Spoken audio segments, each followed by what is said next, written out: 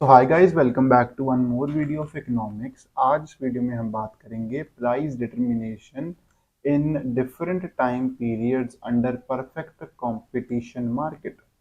Last video में हमने बात करी थी प्राइस डिटरमिनेशन कैसे किया जाता है अंडर परफेक्ट कॉम्पिटिटिव मार्केट, और फिर हमने देखा था what is the importance of time element in determination of price under perfect competition. अब हम बात करेंगे कि डिफरेंट टाइम पीरियड्स में कैसे टाइम पीरियड को, कैसे प्राइस को डिटरमाइन किया जाता है। जैसे कि हमने देखा था there are four type of time periods: very short period, long period और very long period of time. आइए स्टार्ट करते हैं। This is a part 2 of that video, price determination in very short period. देखते हैं क्या होता है। सबसे पहले देखेंगे वेरी शॉर्ट पीरियड कौन से टाइम पीरियड को कहा जाता है। तो वेरी शॉर्ट पीरियड एक ऐसा टाइम पीरियड है जिसमें आप अपनी सप्लाई को इंक्रीज कर सकते हैं, but only up to existing stock. जितना भी आपके पास स्टॉक है वहां तक प्राइस को इंक्रीज किया जा सकता है। तो जो प्राइस यहाँ पे प्रिवेल करता है उसको मार्केट प्राइस कहते हैं। तो एक एग्जाम्पल की मदद से समझने की कोशिश करें तो suppose the market price of potatoes in the morning was ₹20। By noon due to rise in demand it increase to ₹30। देखो, हमने अभी बात करी कि सिर्फ एग्जिस्टिंग स्टॉक तक ही सप्लाई को इंक्रीज किया जा सकता है। दैट मीन सप्लाई कांस्टेंट रहती है। तो अगर सप्लाई कांस्टेंट है तो अगर डिमांड बढ़ेगी तो प्राइस भी बढ़ जाएगा, और अगर डिमांड कम होगी तो प्राइस भी कम हो जाएगा। इससे ये फैक्ट भी प्रूव होता है कि in very short period of time जो प्राइस होता है that is more influenced by demand, क्योंकि supply is constant. I hope यहाँ तक कोई भी प्रॉब्लम नहीं होगी। अब जब हम वेरी शॉर्ट पीरियड में प्राइस डिटर्मिनेशन को पढ़ते हैं तो हम गुड्स को टू टाइप में क्लासिफाई कर लेते हैं। सबसे पहले है पेरिशेबल गुड्स और फिर हमारे पास है ड्यूरेबल गुड्स। क्योंकि very short period of time एक ऐसा टाइम पीरियड है जहाँ पे कुछ गुड्स पेरिश हो सकते हैं, कुछ गुड्स खराब हो जाते हैं जिनको हम स्टोर भी नहीं कर सकते। तो goods which perish very quickly are called perishable goods. ऐसे गुड्स में भी कैसे प्राइस डिटरमिन होता है हम देखते हैं। और फिर सेकेंड टाइप ऑफ गुड्स हमारे पास हैं ड्यूरेबल गुड्स, जो स्टोर किए जा सकते हैं। तो विदाउट वेस्टिंग एनी टाइम सबसे पहले देखेंगे पेरिशेबल गुड्स। पेरिशेबल गुड्स की अगर एग्जांपल की बात करें तो फ्रूट्स एंड वेजिटेबल्स, मिल्क्स, ये सब पेरिशेबल गुड्स हैं क्योंकि इनको स्टोर नहीं किया जा सकता। तो इनकी जो सप्लाई होती है वो फिक्स्ड रहती है। ये आप अब समझ सकते हैं क्यों फिक्स्ड रहती है। इसीलिए फिक्स्ड रहती है क्योंकि उनको स्टोर नहीं किया जा सकता। तो प्रोड्यूसर जितनी भी सप्लाई है उसको मार्केट में अवेलेबल करके रखता है, और चाहे प्राइस कम मिल रहा है चाहे प्राइस ज़्यादा है, वो आपको सप्लाई अवेलेबल रखनी होगी और वहीं उसी प्राइस में आपको सेल करना होगा। ठीक है।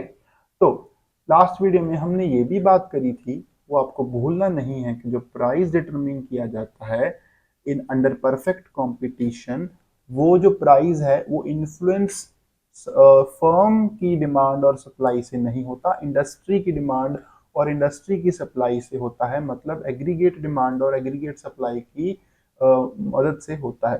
तो ये जो हम बात कर रहे हैं डिमांड की और सप्लाई की, this is industries demand curve और इंडस्ट्रीज सप्लाई कर्व। ये आपको ध्यान रखना है, बिल्कुल भी कंफ्यूजन यहाँ पे नहीं होनी चाहिए इस टॉपिक पे। तो पेरिशेबल गुड्स में अब समझने की कोशिश करते हैं price determination. For example initial demand हमारे पास थी D D, this was the initial demand. यहाँ पे सप्लाई हमें पता है फिक्स्ड है, तो जो प्राइस यहाँ पे हमें मिलेगा इक्विलिब्रियम पॉइंट के कारण, ई जो है वो इक्विलिब्रियम पॉइंट है, तो OP will be the equilibrium price और OM will be the equilibrium quantity. अब due to rise in demand, जब डिमांड बढ़ेगी तो सप्लाई तो कांस्टेंट है, तो हमें एक न्यू इक्विलिब्रियम मिलेगा पॉइंट, दैट इज E1। और जो इक्विलिब्रियम प्राइस है वो ओपी से इंक्रीज होके कहाँ चला गया, OP1 पे चला गया। ठीक है। ऐसे ही जब डिमांड कम हो जाएगी डी से, अगर D2 और D2 डिमांड कब बन जाए तब प्राइस कम होके OP2 हो जाएगा। ठीक है। तो वही बात जो हमने एग्जाम्पल में देखी थी कि अगर डिमांड बढ़ेगी तो प्राइस भी बढ़ जाएगा, और डिमांड कम होगी तो प्राइस भी कम हो जाएगा, और सप्लाई तो कांस्टेंट है ही, क्योंकि we are talking about perishable goods. I hope you understood till now. ठीक है, अब हम बात करेंगे सेकेंड टाइप ऑफ गुड्स की, ड्यूरेबल गुड्स की। तो ड्यूरेबल गुड्स वो गुड्स हैं जिनको स्टोर किया जा सकता है। Okay, there are lot of examples around us जो ड्यूरेबल गुड्स हैं। तो ड्यूरेबल गुड्स में सोप, ऑयल और टी लीव्स आप एज एन एग्जाम्पल लिख सकते हैं। Supply of such goods at any time given time is not fixed. ठीक है, यहाँ पे फिक्स्ड लिखा है, ये आपको करेक्ट करना है। Supply is not fixed. Firms selling such products have a reserve price below which they will not sell these products। मतलब एक जो प्रोड्यूसर है वो एक रिजर्व प्राइस रखेगा, मतलब एक प्रोड्यूसर की तो बात ही नहीं है, इंडस्ट्री में जितने भी प्रोड्यूसर हैं वो एक रिजर्व प्राइस रखेंगे, उससे उससे कम में वो बिल्कुल भी सेल नहीं करेंगे, क्योंकि दे हैव ऑल्टरनेटिव, क्योंकि वो स्टोर कर सकते हैं उन गुड्स को।